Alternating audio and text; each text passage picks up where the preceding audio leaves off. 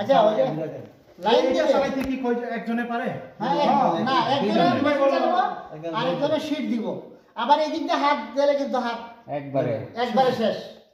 এই দিক দিয়ে ধরবে, এই দিক দিয়ে হাত দিলে ধরবে না, ছেড়ে দিবে।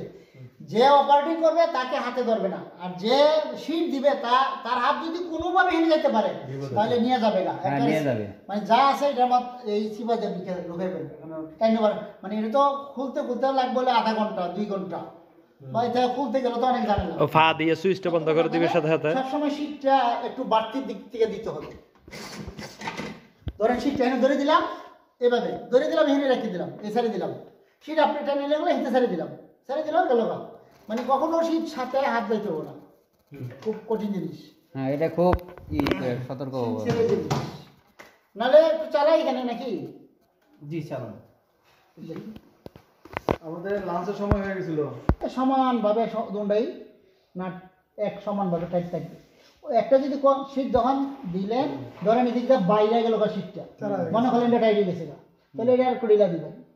আবার এদিকে যদি বাড়ে তাহলে এটা টাইট দেবো, এটা একটু ঢিলা দিবেন। সমানভাবে রাখলে শীটটা যেভাবে দিবেন সমানভাবে বের হবে। এটা করতে থাকবে, ফিটনেস এক থাকতে হবে। গ্রিস করতে হয় মাঝে মধ্যে। কোথায় এটা গ্রিস করবেন। এটা খুললে এখানে গ্রিস করা যায়, এদিক দিয়ে গ্রিস দেওয়া হয়। এটা ভিতরে গ্রিজ আছে, এটা মেশিনের জন্য। এটার মধ্যে গ্রিজ দিতে হবে, আবার এখানে দিতে হবে, এই দুটা দিতে হবে। গ্রিজগুলো দিলে প্রিমিয়ামগুলো একটু ফ্রি থাকবে। আর এটার মধ্যে গ্রিজ দিবেন, তাহলে মেশিনটা ফ্রি থাকবে। দিয়ে আটকে দিবেন না, বইরা দিয়ে এটা আটকে দিবেন বাস। নতুন কত পরিমাণ দিতে হবে এখানে? এটা আপনি যতক্ষণ দিবেন, এটা বললে আপনি আটকে দিবেন, এটা বললে আটকে দিবেন। এটা কোনো পরিমাণ নাই, যখন বলবো তখন আটকে দিবেন।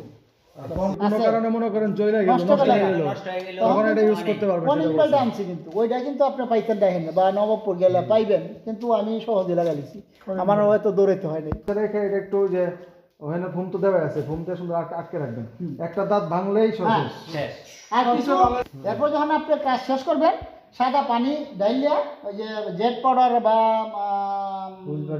না ওই যে মাথা শ্যাম্পুতে দিলেন, এই পানিটা হিন্দু ধুইয়া ফেলাই দিবেন।